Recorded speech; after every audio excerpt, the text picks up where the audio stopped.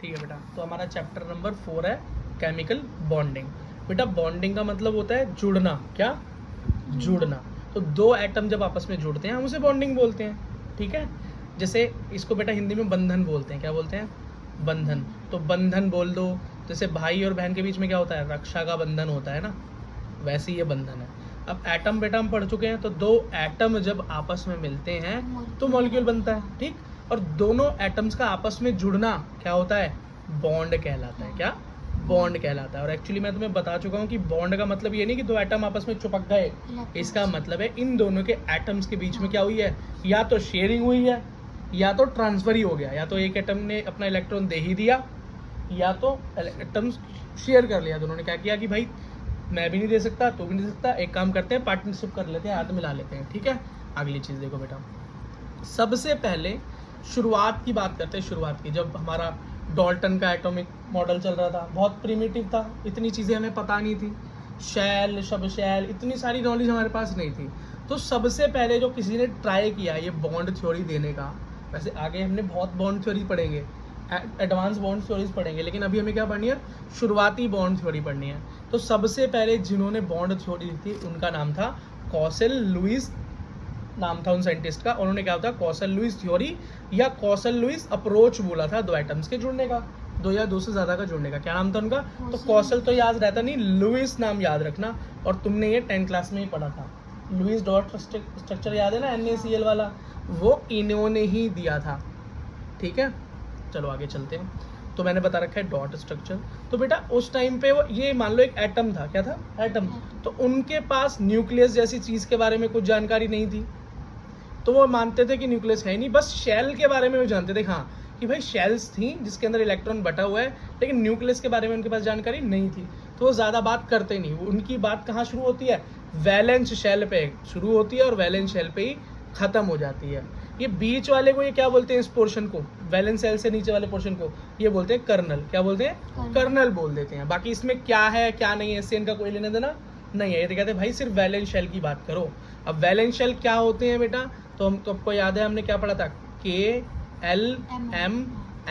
बेटा जब हम इलेक्ट्रॉन्स इसमें भरते थे, कैसे भरते थे? 2, 8, 18 और 32 के हिसाब से भरते थे।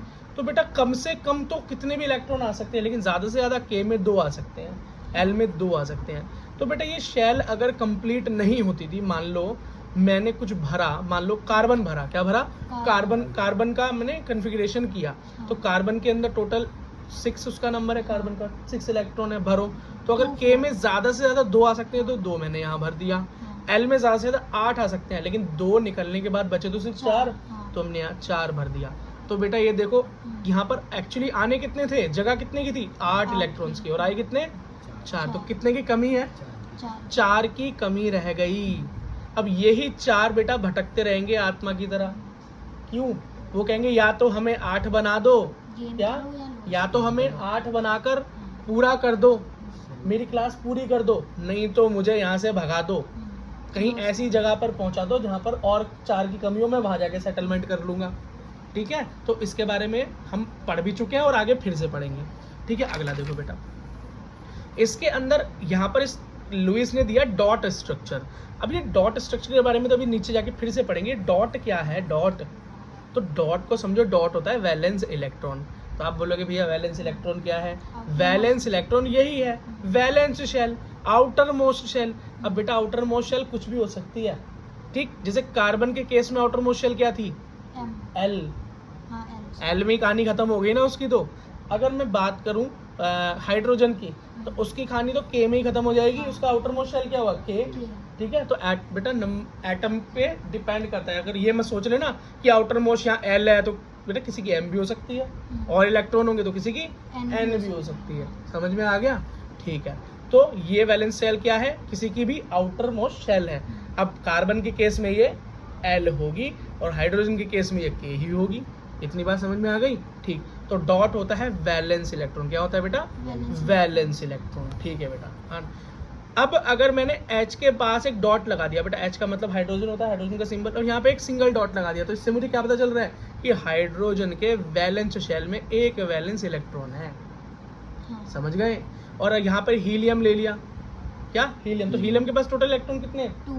2। और बेटा हीलियम को अगर मैं भरूं तो Kl में भरूं तो हीलियम का नंबर होता है 2, बेटा 2 ही K के अंदर आ सकता है, तो इसका आउटर मोस्ट शेल और फर्स्ट शेल सब कुछ यही है ना। तो इसके बाद मैंने कितने लगा दिए? 2 डॉट्स लगा दिए। बात क्लियर?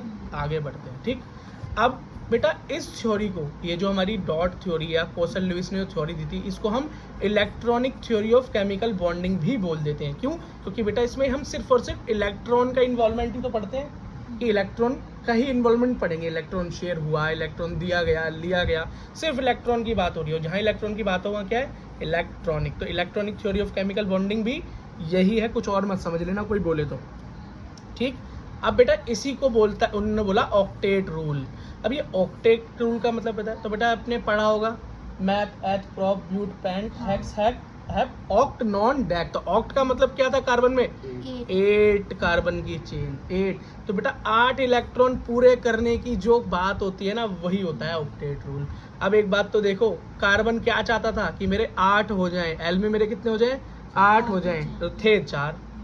और चाहता क्या था? कि 8 हो जाए, क्या हो जाए? मेरा ऑक्टेट पूरा हो जाए। क्या हो जाए? मेरा ऑक्टेट पूरा हो जाए। तो कोई बोले ना ऑक्टेट पूरा करो, ऑक्टेट रूल, तो ये चीज़ अब तुम्हें अजीब नहीं लगनी चाहिए सुनने में, है ना? सुनी सुनी लगनी चाहिए, सुनी सुनी नहीं लगनी चाहिए। बात समझ में आ गई? ठीक है बेटा। अब बेटा ऑक्टेट 2 ही तरीके से पूरा किया जा सकता है।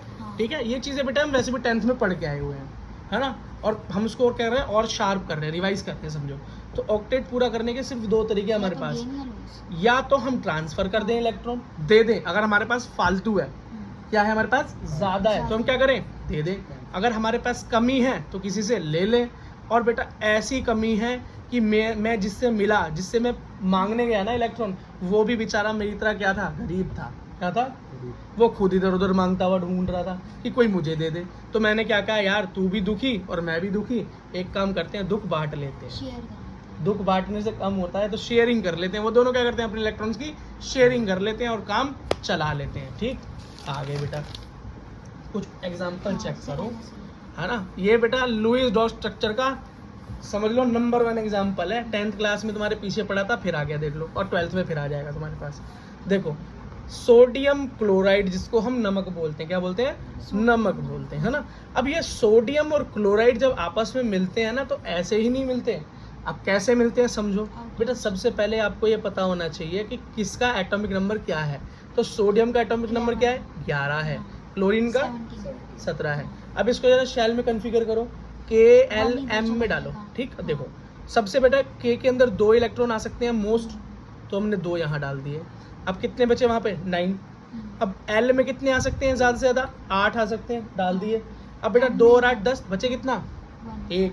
और M में फिर बेटा ज़्यादा से ज़्यादा तो आ सकते थे 18, लेकिन 1 ही बचा, तो 1 ही डाल दिया। ठीक, अब यहाँ देखो तो इसका आउटर मोस्ट शेल क्या हो गया? M हो गया ना। और इसका वैलेंस इलेक्ट्रॉन कितना हो गया? 1 हो गया। कितना हो गया? तो देखो यहाँ पर Na के ऊपर क्या, कितने इलेक्ट्रॉन का डॉट बना हुआ है? सिंगल बना हुआ है। कितनी बात समझ में आ गई? क्लियर हो गई? अगला देखो क्लोरीन की बात, देखो क्लोरीन का 17 भरो, K में 2 डाल दिया तो 15 बचे, L शेल में 8 डाल दिया तो 10 7 बचे, M में 18 आ सकते थे और 7 ही बचे तो 7 डाल दिए। अब इसकी आउटर मोस्ट शेल भी क्या हो गई? M ही हुई, लेकिन इसके वैलेंस इलेक्ट्रॉन कितने हो गए? 7 हो गए। कितने? 7। तो हमने कैसे बनाए? पेयर बना दिए। पेयर में बनाते हैं जब ज़्यादा होते हैं एक से, तो 1 पेयर 2 4 6 और 1 सिंगल 7। अब एक बात बताओ बेटा, इसको तो 1 इलेक्ट्रॉन बचा हुआ है, तो इसको अपना ऑक्टेट पूरा करने के लिए क्या चाहिए? 7 इलेक्ट्रॉन चाहिए। आप बोलोगे भैया इसमें तो 18 आ सकते हैं, फिर उसको 17 क्यों नहीं चाहिए? क्योंकि बेटा ऑक्टेट रूल ये बताता है कि कम से कम 8 इलेक्ट्रॉन तो होने ही चाहिए स्टेबिलिटी के लिए। अगर 8 आ जाए यहाँ M में भी आगे भी, तो उनका क्या होगा? पेट भर जाएगा और फिर वो आगे ड्रामेबाजी नहीं करेंगे, स्टेबल हो जाएंगे। क्या हो जाएंगे? स्टेबल। तो कम से कम ऑक्टेट तो पूरा कर दो, कम से कम 8 तो दे दो। क्या? कम से कम 8 तो दे दो, बाकी और मिल जाए तो अच्छी बात। ठीक, तो इसे अपना ऑक्टेट पूरा करने के लिए कितने इलेक्ट्रॉन चाहिए? 7 इलेक्ट्रॉन चाहिए। कितने? 7। और इसे अपना ऑक्टेट पूरा करने के लिए 1 इलेक्ट्रॉन चाहिए। अब Na क्या बोलेगा यार? Na बोलेगा मुझे 7 तो कोई देने वाला है नहीं। 7 इलेक्ट्रॉन एक बड़ी करेंसी है। इलेक्ट्रॉन्स की बात करें अगर इलेक्ट्रॉन के लेवल पे, तो 7 electron is a big deal. नहीं देगा कोई 7 इलेक्ट्रॉन इसे, तो ये क्या करेगा? ये बोलेगा भाई मेरा तो 1 भी ले जाओ, मेरा ऑक्टेट तो L में ही पूरा हो जाएगा। मुझे क्यों मैं टेंशन लूँ? और क्लोरीन बोलता है अच्छा यार मैं तो खुद एक इलेक्ट्रॉन ढूंढ रहा हूँ, मुझे एक दे दे मेरा काम हो जाएगा।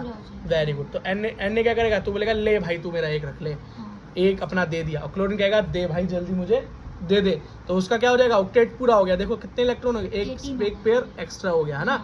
अब बेटा याद रखना, एक एटम जो होता है, एक एटम के अंदर बेटा जितने इलेक्ट्रॉन होते हैं नेगेटिव होते हैं वो, और उतने ही बेटा वहाँ प्रोटॉन होते हैं जो कि पॉजिटिव होते हैं।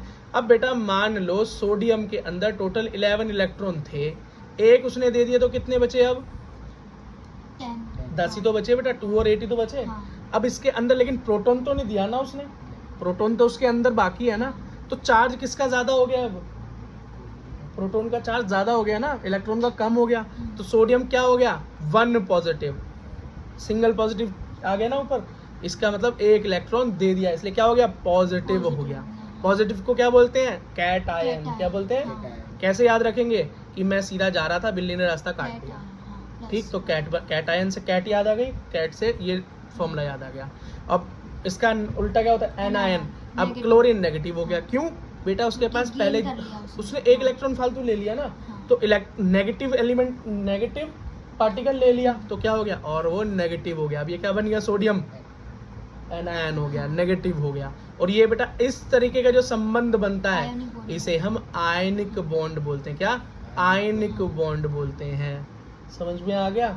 और इसी को हम इलेक्ट्रोवैलेंट बॉन्ड भी बोल देते हैं। क्यों, इलेक्ट्रॉन और वैलेंस शेल से निकले हुए इलेक्ट्रॉन की आपस में क्या होती है, शेयरिंग होती है, और इसी को हम इलेक्ट्रोवैलेंस भी बोल देते हैं। अब बेटा एक नेक्स्ट केस ऐसा होता है कि यहाँ तो हम ये समझ लो कि क्लोरीन क्या था, क्लोरीन और सोडियम के अंदर क्या बात थी भाई, क्लोरीन तो एक भिखारी आदमी था, एक और चाहिए, मांगता फिर रहा इधर उधर। अब ये अमीर आदमी है, कह रहा यार मेरे पास तो पहली जेब भरी हुई है, तू मेरा एक ले ले, अमीर आदमी है। लेकिन क्या होगा अगर क्लोरीन अपने जैसे एक भिखारी से मिल जाए, तो अब वो तो क्लोरीन, अब क्लोरीन जो है अपने ही जैसे दूसरे क्लोरीन से मिल जाए तो क्या होगा, तो शेयरिंग होगी, तो शेयरिंग होगी। अब कैसे होगी शेयरिंग, ये बोलेगा भाई तू मुझे एक इलेक्ट्रॉन दे दे यार, तो बोलेगा मैं क्यों दे दूं, मुझे दे देना एक, मुझे भी तो एक की जरूरत है। तो दोनों क्या करते हैं, प्लान बनाते हैं, पहले तो खूब भीख मांगते हैं, इधर उधर घूमते हैं, और जब कोई नहीं मिलता है एक इलेक्ट्रॉन देने वाला भी, तो ये क्या करते हैं, भाई तू और मैं एक काम करते हैं, तेरा एक और मेरा एक दोनों को मिला देते हैं, शेयर कर लेते हैं, तेरा भी काम हो जाए और मेरा भी काम हो जाए, ठीक। उसको क्या बोलते हैं, शेयरिंग ऑफ इलेक्ट्रॉन। देखो कैसे की, तो क्लोरीन के पास बेटा आउटर मोस्ट शेल में कितने होते हैं, 7 इलेक्ट्रॉन। तो 7 कैसे बनाओगे, पेयर बनाते हैं, 2 3 4, और कितने बन गए, 6 हो गए, 2 4 6, और एक ये रहा 7th, इसके पास भी 6 7, तो क्या कहता है, ये मेरा तू ले, ये मेरा तू ले, एक मैंने शेयर किया अपने साथ, तो मेरे कितने हो गए, 1 और 1 8 पूरे हो गए, एक उसने भी शेयर कर लिया तो 1 और 1 उसके भी पूरे हो गए। अब क्या हो गया, इसका भी ऑक्टेट पूरा और इसका भी ऑक्टेट पूरा। लेकिन कंडीशन यही है कि इन दोनों को अब साथ में रहना पड़ेगा। वहां तो ये हुआ NaOCl जुड़े, एक दूसरे को देकर काम खत्म हुआ, लेकिन यहाँ पर क्या हुआ, दोनों आपस में इस तरीके से जुड़े कि पूरी तरीके से जुड़ गए, है ना। अब एक दूसरे का काम नहीं चल सकता इनके बिना, तो ये क्या हो गया, कोवैलेंट बॉन्ड। को का मतलब होता है दो, को का मतलब क्या होता है, दो, मतलब जब दो लोग आपस में जुड़ जाए। वैलेंट मतलब वैलेंस सेल, वैलेंस शेल से निकले हुए इलेक्ट्रॉन जब जुड़ जाए तो कोवैलेंसी या कोवैलेंट बॉन्ड संबंध बन जाता है। बात एकदम बढ़िया हो गई, समझ में आ गई, आगे बढ़ते भाई, ठीक। अब अगर सिंगल इलेक्ट्रॉन की शेयरिंग हो रही है, किसकी, सिंगल इलेक्ट्रॉन की शेयरिंग हो रही है, तो उसको तो नॉर्मल हम कोवैलेंट बॉन्ड बोल दिया। लेकिन अगर डबल इलेक्ट्रॉन शेयर कर रहे हैं हम, तो क्या होगा, जैसे ऑक्सीजन का केस ले लो, O2 मॉलिक्यूल जो होता है, O2 मॉलिक्यूल जो होता है उसके अंदर देखिए तो देखो ऑक्सीजन का एटॉमिक नंबर क्या है, 8, K में बांटे 2, L में है 6, इसको कितने इलेक्ट्रॉन चाहिए, 2 चाहिए, तो 2 ढूंढने की कोशिश करेगा, कम चाहिए तो ढूंढने की कोशिश करेगा। अब इसको मिल गया अपने ऐसा दूसरा ऑक्सीजन, वो कह रहा 2 मुझे दे दे, वो कह रहा है 2 तो मुझे दे दे, तो क्या करते हैं, एक काम करते हैं, क्लोरीन को मैंने कल देखा था आपस में काम चला लिया, तू और मैं भी आपस में काम चला लेते हैं, तो इसको मिलाओ, 1 2 3 4 5 6 6, 2 की कमी थी, 1 2 3 4 5 6, 2 की कमी थी, इसने कहा मेरे 2 तू रख और तू मेरे 2 रख, दोनों शेयर कर लेते हैं। इसने अपना ऑक्टेट पूरा किया और इसने अपना ऑक्टेट पूरा कर लिया। अब दोनों क्या हो गया, दोनों हैप्पी लिविंग, कैसे रह रहे हैं, हैप्पी लिविंग हो गया, ठीक। अगला क्वेश्चन, अगला देखो, अगर यही बात हो तो इसको हम क्या बोलेंगे, डबल कोवैलेंट बॉन्ड। क्यों, 2 इलेक्ट्रॉन शेयर हो रहे हैं, बस इतनी सी बात है।